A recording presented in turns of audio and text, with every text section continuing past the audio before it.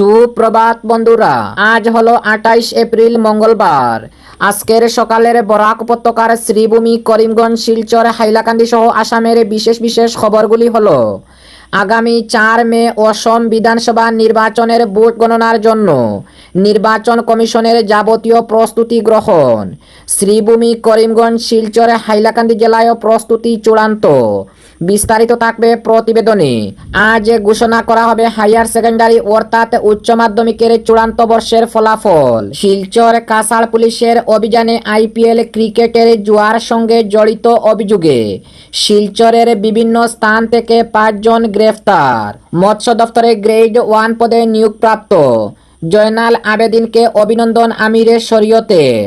ফের গৌহাটিতে ভয়াবহ সড়ক দুর্ঘটনা, প্রাণ গেল এক মহিলার। শ্রীভূমি, করিমগঞ্জ জেলায় শিক্ষার নামে ব্যবসা বাণিজ্যের লাগাম টানতে জেলা প্রশাসনের কড়া পদক্ষেপ। এবং শেষে আবহাওয়ার খবর। অসম, অরুণাচল প্রদেশ ও মেঘালয়ে প্রবল ঝড় বৃষ্টির সম্ভাবনা। অসমে 50 থেকে 60 কিলোমিটার বেগে বাতাস ও ঘূর্ণিঝড় প্রবাহিত হতে পারে। এছাড়া ঝড় বৃষ্টির সঙ্গে বজ্রবিদ্যুতের সম্ভাবনা রয়েছে। তাহলে বিস্তারিত খবরে যাওয়ার আগে অবশ্যই ভিডিওটিতে একটি লাইক দিয়ে চ্যানেলটি সাবস্ক্রাইব করে পাশের বেল আইকনটি বাজিয়ে রাখবেন এবং ফেসবুক পেজে দেখে থাকলে পেজটি ফলো করে ভিডিওটি শেয়ার করবেন, যাতে সঠিক খবরগুলি সবার কাছে পৌঁছাতে পারি। এবার শুনুন আজকের খবরের বিস্তারিত। প্রথম খবর, আগামী 4 মে আসাম বিধানসভা নির্বাচনের ভোট গণনার জন্য নির্বাচন কমিশনের যাবতীয় প্রস্তুতি গ্রহণ। বরাক উপত্যকার শ্রীভূমি, করিমগঞ্জ, শিলচর, হাইলাকান্দি জেলায়ও প্রস্তুতি চূড়ান্ত। আগামী 4 মে অসম রাজ্যের 35টি জেলার মুখ্য কার্যালয়ে সকাল 8 ঘটিকা থেকে বিধানসভা নির্বাচনের ভোট গণনা শুরু হবে। এর জন্য নির্বাচন কমিশনের যাবতীয় প্রস্তুতি গ্রহণ করেছে। ভোট গণনা প্রক্রিয়ায় নিয়োজিত আধিকারিক কর্মীদের প্রশিক্ষণ আরম্ভ হয়েছে। বরাক উপত্যকার 3 জেলায়ও আগামী 4 মে ভোট গণনা সুষ্ঠুভাবে সম্পন্ন করার জন্য যাবতীয় প্রস্তুতি নেওয়া হচ্ছে। শিলচর কাছাড় জেলা প্রশাসনের উদ্যোগে বিধানসভা নির্বাচনের ভোট গণনা সুষ্ঠুভাবে ও নির্বিঘ্নে সম্পন্ন করার উদ্দেশ্যে আগামী বুধবার ও শনিবার শিলচর সরকারি উচ্চতর মাধ্যমিক বালক বিদ্যালয়ে গণনা কর্মীদের প্রশিক্ষণ অনুষ্ঠিত হবে। এই প্রশিক্ষণ সকালে 10টা থেকে শুরু হবে। অনুরূপভাবে শ্রীভূমি, করিমগঞ্জ জেলার 4টি বিধানসভা আসনের ভোট গণনার কাজে যুক্ত মাইক্রো অবজারভার ও কাউন্টিং সুপারভাইজার এবং কাউন্টিং অ্যাসিস্ট্যান্টের গতকাল জেলা গ্রন্থাগার প্রেক্ষাগৃহে এবং রবীন্দ্র সদন মহিলা কলেজে প্রশিক্ষণ অনুষ্ঠিত হয়েছে। এদিকে হাইলাকান্দি জেলার 2টি বিধানসভা আসনের ভোট গণনার প্রস্তুতি ও প্রশিক্ষণ কর্মশালা অব্যাহত রয়েছে। হাইলাকান্দি জেলা প্রশাসনের উদ্যোগে আগামীকাল ও আগামী বৃহস্পতিবার এবং আগামী শনিবার হাইলাকান্দির শ্রী কিষান সারদা কলেজে প্রশিক্ষণ অনুষ্ঠিত হবে। অপরদিকে আজ ঘোষণা করা হবে হায়ার সেকেন্ডারি অর্থাৎ উচ্চ মাধ্যমিকের চূড়ান্ত বর্ষের ফলাফল। চলতি বছরের হায়ার সেকেন্ডারি ফাইনাল এক্সাম অর্থাৎ উচ্চ মাধ্যমিকের চূড়ান্ত বর্ষের পরীক্ষার ফলাফল আজ ঘোষণা করা হবে। গত 11 ফেব্রুয়ারি থেকে 16 মার্চ পর্যন্ত অনুষ্ঠিত উচ্চ মাধ্যমিকের চূড়ান্ত বর্ষের পরীক্ষায় এবার 3,30,744 জন শিক্ষার্থী অবতীর্ণ হয়েছে। এরই মধ্যে কলা শাখায় 2,47,865 জন, বিজ্ঞান শাখায় 61,568 জন এবং বাণিজ্য শাখায় 19,806 জন পরীক্ষার্থী অবতীর্ণ হয়েছিল। আজ তাদের ফলাফলে ঘোষণা করা হবে। অপরদিকে শিলচরে কাছাড় পুলিশের অভিযানে আইপিএল ক্রিকেটের জুয়ার সঙ্গে জড়িত অভিযোগে শিলচরের বিভিন্ন স্থান থেকে 5 জন গ্রেফতার। শিলচরে কাছাড় পুলিশ গোপন সূত্রের খবরের ভিত্তিতে অভিযান চালিয়ে শিলচর শহরের বিভিন্ন স্থান থেকে আইপিএল ক্রিকেটের জুয়ার সঙ্গে যুক্ত থাকার অভিযোগে 5 জনকে গ্রেফতার করেছে। পুলিশ প্রথমে একজনকে আটক করে এবং আটক ব্যক্তিকে জিজ্ঞাসাবাদ করে শহরের অন্যান্য স্থান থেকে পুলিশ আইপিএল জুয়ার সঙ্গে যুক্ত আরও 4 জনকে আটক করে।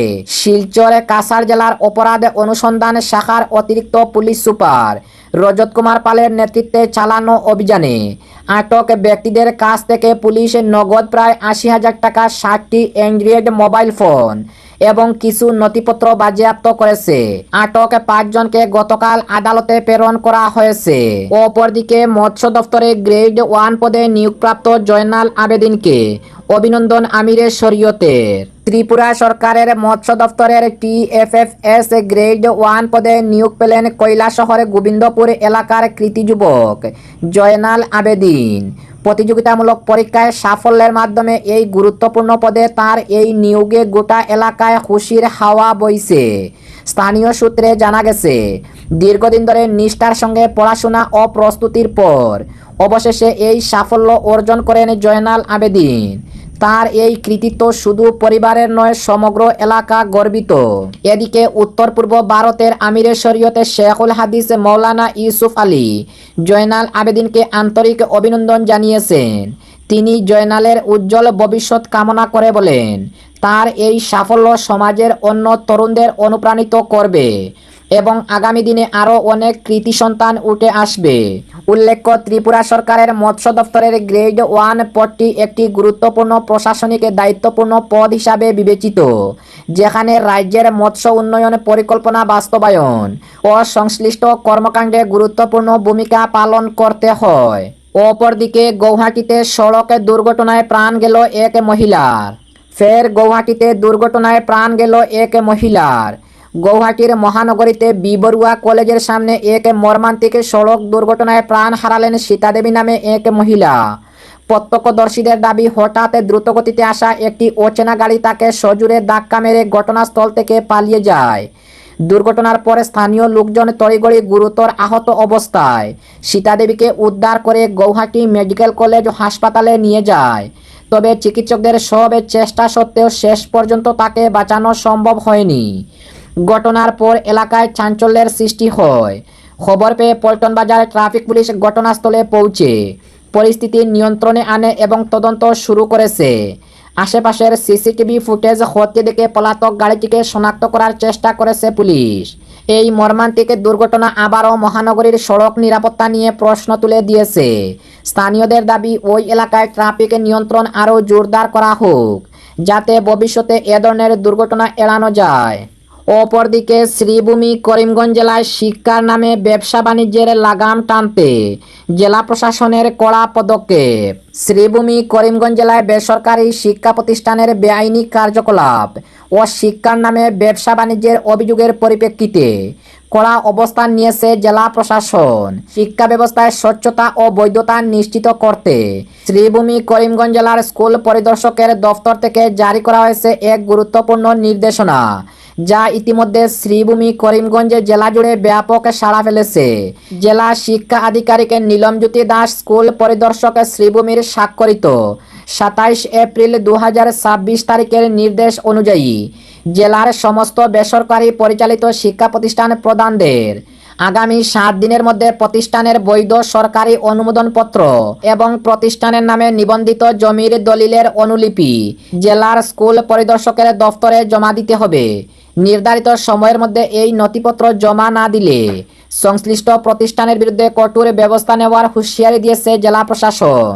দীর্ঘদিন ধরেই অভিযোগ উঠছিল যে জেলার বহু বেসরকারি স্কুল পর্যাপ্ত সরকারি অনুমোদন ছাড়াই পরিচালিত হচ্ছে। কোথাও বৈধ জমির নথির অভাব, আবার কোথাও সরকারি স্বীকৃতির প্রমাণ নেই, অথচ বিপুল পরিমাণ ফি আদায়, অতিরিক্ত চার্জের বোঝা এবং বিভিন্ন অজুহাতে অভিভাবকদের উপর আর্থিক চাপ ক্রমেই বাড়ছে। ফলে শিক্ষা অধিকার না হয়ে ক্রমশ এক ব্যয়বহুল পণ্যে পরিণত হচ্ছে। সবচেয়ে উদ্বেগজনক বিষয় হলো, এই বাণিজ্যিক প্রবণতার ফলে আর্থিকভাবে পিছিয়ে পড়া বহু শিক্ষার্থী মানসম্মত শিক্ষার সুযোগ থেকে বঞ্চিত হচ্ছে। প্রশাসনের পর্যবেক্ষণে উঠে এসেছে অনেক ছাত্রছাত্রী জওহর নবোদয় বিদ্যালয়ের মতো স্বনামধন্য সরকারি প্রতিষ্ঠানে ভর্তির সুযোগ থাকা সত্ত্বেও সচেতনতার অভাব ও সঠিক দিক নির্দেশনার অভাবে সেই সুযোগ গ্রহণ করতে পারছে না। এই পরিস্থিতিতে প্রশাসনে বেসরকারি শিক্ষা প্রতিষ্ঠানগুলির ওপরে সামাজিক দায়িত্ব আরোপ করেছে। নির্দেশে বলা হয়েছে, বিশেষ করে সুবিধাবঞ্চিত পরিবারের ছাত্রছাত্রী ও অভিভাবকদের সরকারি শিক্ষার সুযোগ সম্পর্কে সচেতন করতে হবে এবং প্রয়োজনীয় সহায়তা ও পরামর্শ প্রদান করতে হবে, যাতে তারা উন্নত শিক্ষার মূলধারায় যুক্ত হতে পারে। প্রশাসনের বার্তায় স্পষ্ট করা হয়েছে, শিক্ষা কোনো বাণিজ্য নয়, বরং সমাজ গঠনের অন্যতম ভিত্তি। নির্দেশ অমান্য করলে শুধু সতর্কবার্তায় সীমাবদ্ধ থাকবে না, প্রয়োজনে সংশ্লিষ্ট প্রতিষ্ঠানের ডাইসকোড বন্ধ বা নিষ্ক্রিয় করে দেওয়া হতে পারে, যা সরাসরি প্রতিষ্ঠানের অস্তিত্বকে প্রশ্নের মুখে ঠেলে দেবে। প্রশাসনের এই পদক্ষেপকে অনেকের সময়োপযোগী ও সাহসী সিদ্ধান্ত হিসাবে অভিহিত করেছেন। এবং আজকের শেষ খবরটি আবহাওয়ার খবর। অসম সহ অরুণাচল প্রদেশ ও মেঘালয়ে প্রবল ঝড় বৃষ্টির সম্ভাবনা। অসমে 50 থেকে 60 কিলোমিটার বেগে বাতাস ও ঘূর্ণিঝড় প্রবাহিত হতে পারে। এছাড়া ঝড় বৃষ্টির সঙ্গে বজ্রবিদ্যুতের সম্ভাবনা রয়েছে। ভারতীয় আবহাওয়া বিজ্ঞান বিভাগের দেওয়া পূর্বাভাস অনুযায়ী অসম, অরুণাচল প্রদেশ এবং মেঘালয়ে প্রবল বৃষ্টিপাত হওয়ার সম্ভাবনা রয়েছে। এই সময়ে আসাম ও মেঘালয়ের স্থান বিশেষে ঘন্টায় 50 থেকে 60 কিলোমিটার বেগে বাতাস ও ঘূর্ণিঝড় প্রবাহিত হওয়ার পাশাপাশি বৃষ্টিপাতের সম্ভাবনা প্রচুর। অনুরূপভাবে অরুণাচল প্রদেশের কিছু কিছু স্থানে বৃষ্টিপাত সহ 30 থেকে 40 কিলোমিটার বেগে বাতাস বয়ে যেতে পারে। আবহাওয়ার পূর্বাভাসে বলা হয়েছে, উত্তর পূর্ব ভারতের বিভিন্ন স্থান সহ অন্য কয়েকটি রাজ্যেও বজ্রবিদ্যুৎ সহ বৃষ্টিপাতের সম্ভাবনা রয়েছে।